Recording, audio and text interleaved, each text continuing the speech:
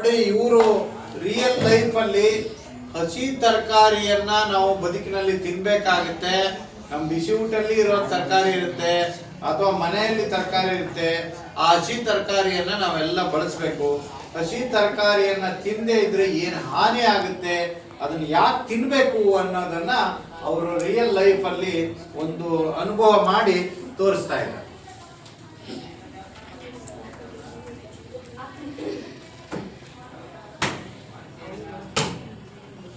ಆಟ ಆಡ್ತಾ ಇದ್ದಾರೆ ಎಲ್ಲರೂ.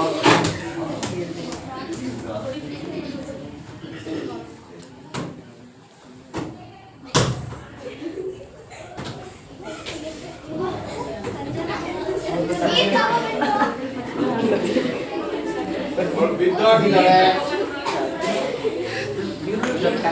ಒಬ್ಬರೇ ಯಾಕೆ ಮಾಡ್ಬೇಕಲ್ಲಿ? ಒಬ್ಬರೇ ಇರ್ಬೇಕು.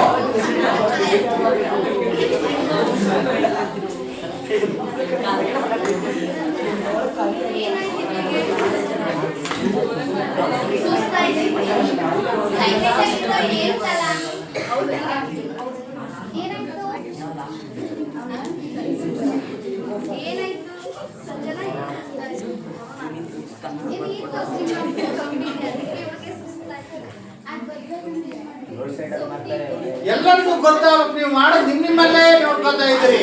ಬೇರೆಯವ್ರಿಗೆ ಕೇಳೋರಿಗೆ ಏನ್ ಮಾಡ್ಬೇಕು? ಕಾಣಿಸ್ಬೇಕು. ಜಾಗ ಬಿಡಿ. ಒಬ್ಳೊಬ್ಳು ಮಾತಾಡಿ ಕರೆಕ್ಟ್ ಆಗಿ. ಅವ್ರಿಗೆ ಸುತ್ತ ಆಗ್ತಾ ಇದೆ ಅಂತ ಹೇಳ್ತಾ ಇದ್ದಾರೆ. ಯಾಕೆ ಸುತ್ತ ಆಗ್ತಾ ಇದೆ ಹೇಳಿ ಬೇಗ ಭಾಷೆಗೆ.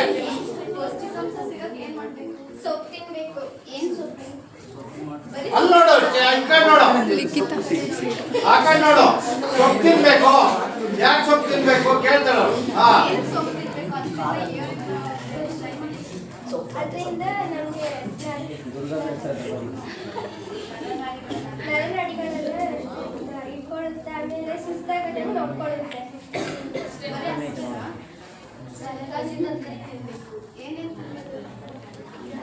ತೋರಿಸ್ಕೊಳ್ಳೋ ಒಂದೊಂದು. ಈ ಸೈಡ್ ಹೋಗು. ಏನೇನು ತಿನ್ಬೇಕು ತರಕಾರಿಗಳು ತೋರಿಸು. ಒಂದೊಂದೇ ತೋರಿಸು. ಹೇಳಿ ಎಕ್ಸ್ಪ್ಲೈನ್ ಮಾಡು. ಅಲ್ಲೇ ಕಾಣ್ಬೇಕೊಳಗೆ. ಏನೇನು ತರಕಾರಿ ತಿನ್ಬೇಕು ಹೇಳು. ಏನ್ ತಿಂದ್ರೆ ಏನು ಉಪಯೋಗ?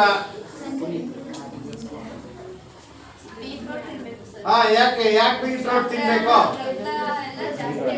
ಶರೀರದಲ್ಲಿ ರಕ್ತ ಅಂಶ ಜಾಸ್ತಿ ಆಗುತ್ತೆ. ಮತ್ತೆ ಕ್ಯಾರೆಟ್ ತಿನ್ಬೇಕು. ಯಾಕೆ? ಕಣ್ಣಿನ ದೃಷ್ಟಿ ಹೆಚ್ಚಾಗುತ್ತೆ. ವಿಟಮಿನ್ ಸಿ ದೊರಕುತ್ತೆ. ಮತ್ತೆ ಹಾಗಲಕಾಯಿ ತಿನ್ಬೇಕು. ಯಾಕೆ ಹಾಗಲಕಾಯಿ ತಿನ್ಬೇಕು? ಶುಗರ್ ಕಡಿಮೆ ಆಗುತ್ತೆ. BP ಶುಗರ್ ಕಡಿಮೆ ಆಗುತ್ತೆ. ಮತ್ತೆ ಇನ್ನೇನೆಲ್ಲ ತರಕಾರಿಗಳನ್ನ ತಿನ್ಬೋದು? ಮೂಲಂಗಿ ತಿನ್ಬೋದು, ಬದನೆಕಾಯಿ ತಿನ್ಬೋದು, ಟೊಮಾಟೊ ತಿನ್ಬೋದು, ಈರುಳ್ಳಿ ತಿನ್ಬೋದು. ಇಷ್ಟೆಲ್ಲ ತರಕಾರಿಗಳನ್ನ ತಿನ್ನೋದ್ರಿಂದ ಪೋಷಕಾಂಶ ಜಾಸ್ತಿ ಆಗುತ್ತೆ. ಆಟ ಆಡುವಾಗ ಸುತ್ತಾಗಿ ಸಂಜೆ ನಂಗೆ ಯಾರು ಬೀಳಕ್ಕೆ ಸಾಧ್ಯ ಇಲ್ಲ. Okay, thank you.